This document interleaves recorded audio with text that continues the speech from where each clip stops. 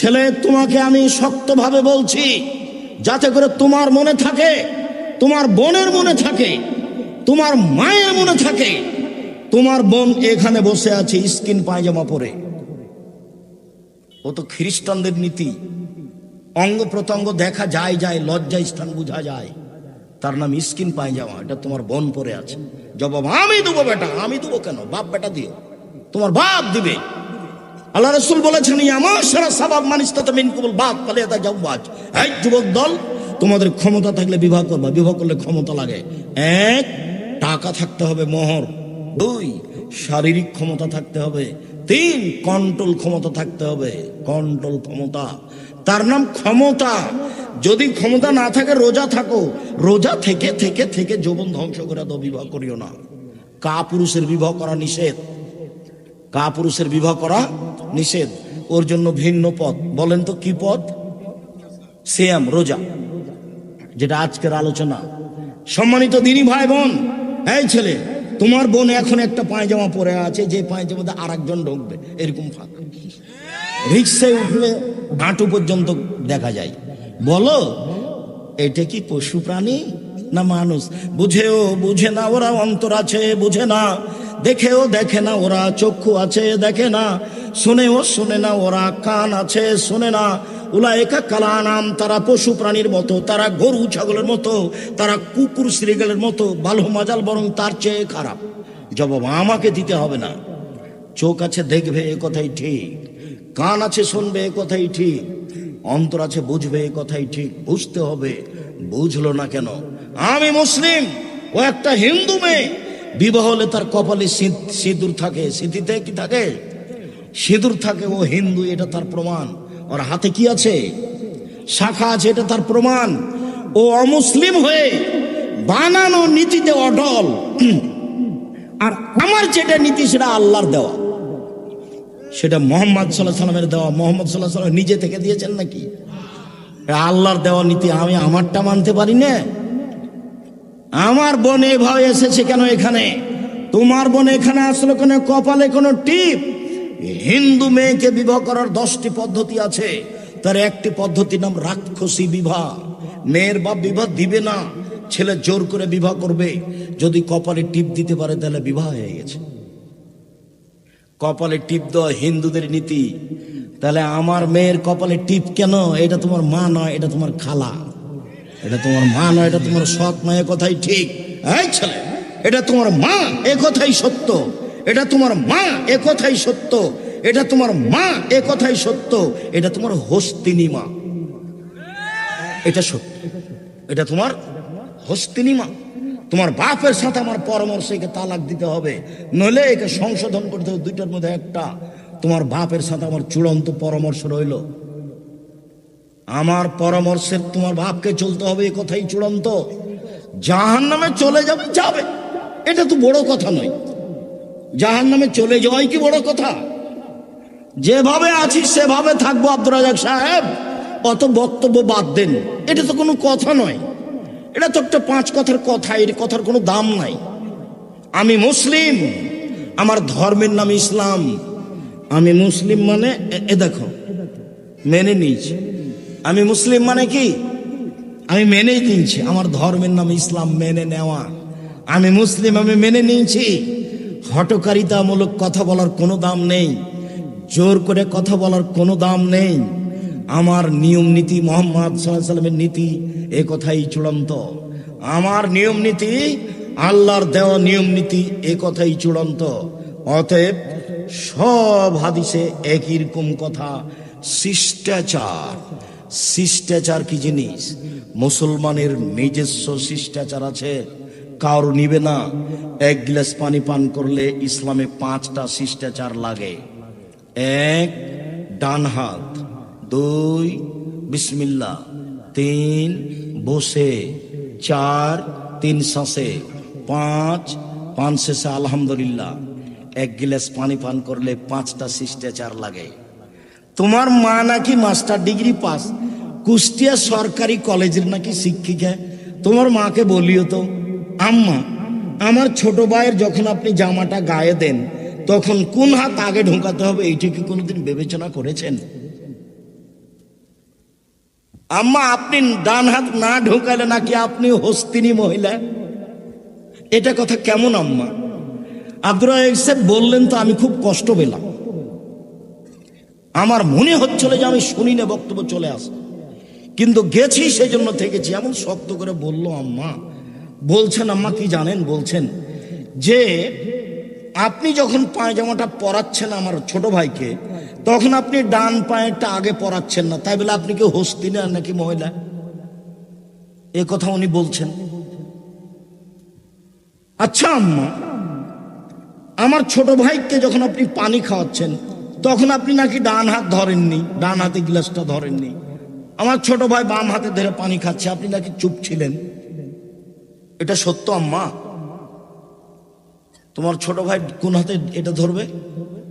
ডান হাতে। তোমার মা যখন তোমার ছোট ভাইকে শোয়াবে তখন কোন কাতে শোয়াবে?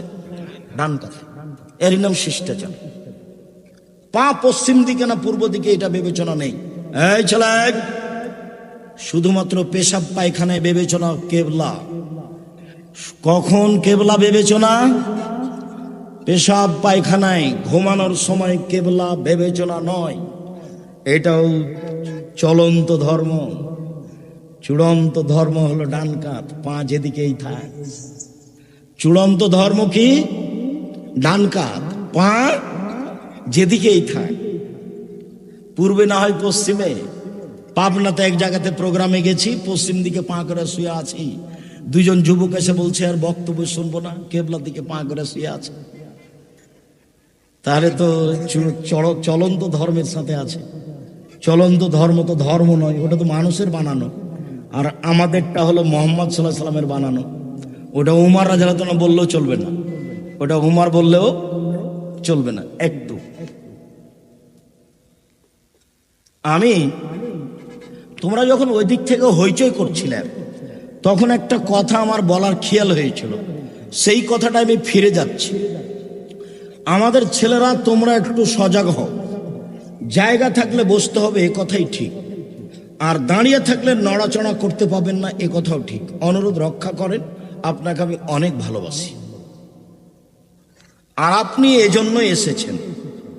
অতএব আপনার ভদ্রতা আপনি বজায় রাখুন।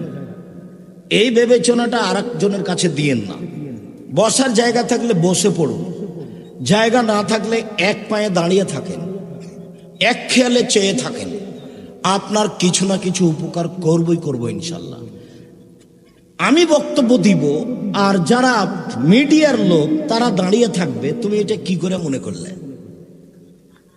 তুমি এত হইচই করে উঠলে কেন? একটু থামো, একটু দেখো শিষ্টাচার কি জিনিস, আচরণ কি জিনিস। আচরণ, আল্লাহর নবী বলছেন, ইন্না আসকালা শাইইন ফি মিদালিল মুমিনি ইয়াউমাল কিয়ামা খুলুকুন হাসান। বিচারের মাঠে মোমেন পুরুষ নারীর নেকির পাল্লাই সবচেয়ে যেটা ভারী নেকি হবে সেটা হলো ভালো আচরণ। সেটা কি? ভালো আচরণ। হজের নেকি আছে, তবে নেকির পাল্লায় সবচেয়ে ভারী নয়। ইবাদতের জগতে সবচেয়ে ব্যতিক্রম ইবাদত সালাত, নামাজ, তবে নামাজের নেকি সবচেয়ে ভারী নয়। ইবাদতের জগতে ব্যতিক্রম দামি ইবাদত সিয়াম, যে একটু পরে বলবো ইনশাআল্লাহ, সেটার নেকি সবচেয়ে ভারী নয়। তাসবিহ তাহলিল জিকির আজকার গুরুত্বপূর্ণ ইবাদত, এর নেকি সবচেয়ে ভারী নয়। ভালো আচরণ নেকি সবচেয়ে ভারী। এই কথা মুহাম্মদ সাল্লাল্লাহু আলাইহি সাল্লাম বলেন। ভালো আচরণ কি জিনিস? কোরআন তেলাওয়াতের নেকি আছে, তবে এর নেকি সবচেয়ে ভারী নয়। সবচেয়ে বেশি ভারী হলো ভালো আচরণের নেকি। একদা সাহাবীগণ বলছেন, আল্লাহর নবী, মা খায়রু মাউতিল ইনসান, মানুষকে যেটা আল্লাহ দিয়েছেন তার সবচেয়ে দামি কোনটা, সবচেয়ে ভালো কোনটা? মানুষকে আল্লাহ দিয়েছেন চোখ, হাত, পা, জমি জায়গা, গাড়ি বাড়ি, বউ স্ত্রী, অনেক কিছু দিয়েছে আল্লাহর নবী। তো সবচেয়ে ভালো কোনটা একটু বলেন তো? তখন আল্লাহ রসুল বললেন, আল খলকুল হাসান, সবচেয়ে যেটা ভালো দিয়েছেন সেটা হলো ভালো আচরণ। একদা আল্লাহ রসুলকে জিজ্ঞাসা করো, আল্লাহ রসুল বলেন তো মাল বিররু ওয়াল ইসমু, পাপ কি জিনিস, নেকি কি জিনিস? আল্লাহ রসুল একটু বলেন তো পাপ কি জিনিস, নেকি কি জিনিস? তখন আল্লাহ রসুল বলছেন, শোনো, আল বিররু হুসনুল খুলুক, নেকি হলো ভালো আচরণ। তখন তিনি বললেন না নেকি হলো হজ, তখন তিনি বললেন না নেকি হলো নামাজ, তখন তিনি বললেন না নেকি হলো রোজা, তখন তিনি বললেন না নেকি হলো কোরআন তেলাওয়াত, তখন তিনি বললেন নেকি হলো ভালো আচরণ। একদা আল্লাহ রাসূল বলছেন, ইন্না ফিল জান্নাতিল্লাহ গোরাব, জান্নাতে এমন কতগুলি দামি দামি ঘর আছে যার বাহির থেকে ভিতর দেখা যায়, ভিতর থেকে বাহির দেখা যায়, খালি টক টক টক টক টক করছে, ঝক ঝক ঝক ঝক করছে। তো সাহাবীগণ বললেন, আল্লাহ রাসূল এত দামি ঘর কে পাবে? সেটা বলেন তো, এত দামি ঘর কে পাবে? তখন তিনি বলছেন, লেমান আলানাল কালামা, যার মুখের ভাষা নরম, যার আচরণ ভালো, সেই পাবে। সবই কথাই একদিকে চলে গেল। তো ভালো আচরণের নেকি যত ভারী, আর কোন ইবাদতের নেকি তত ভারী নয়। মানুষ জানে না আচরণ কাকে বলে। আচরণ দেখবেন, 1 মিনিট মধ্যেখানে আছে কথার মধ্যে, এই ছেলে খেয়াল করো, ভালো আচরণ। এই যে দেখো, একটা লোক অটোতে বসে আছে আর তুমি ব্যাগ নিয়ে উঠেছো, তো ব্যাগ নিয়ে উঠতেই তার ব্যাগটা তার মুখের উপরে লেগেছে, তোমার ব্যাগটা। তখন চট করে বলে, চোখ নাই তোমার কপালে, হিসেব করে উঠো না। বলো তো এটা কেমন আচরণ? এটা খারাপ আচরণ। আচ্ছা আচ্ছা, ও আচ্ছা, কোনো সমস্যা নাই, বসো বসো বসো। এই ছেলে, কোনো সমস্যা নাই, যাক লেগেছে লেগেছে, বসো বসো বসো, কোনো সমস্যা নেই। বলো তো এটা কেমন আচরণ? এটাই ভালো আচরণ। মানুষও জানে ভালো আচরণ কোনটা, খারাপ কোনটা। দলীয় দাপটে ওকে 1 নম্বর আসামি করেছে মিথ্যা সাক্ষী দিয়ে। সাক্ষী জজের সামনে বলছে, আমি তাকে নিজ চোখে মারতে দেখেছি, অত যার নাম দেওয়া আছে 1 নম্বরে, মারামার দিন সেদিন রংপুরে ছিল। জজ জানে না আসল ঘটনা, উকিল জানে না আসল ঘটনা।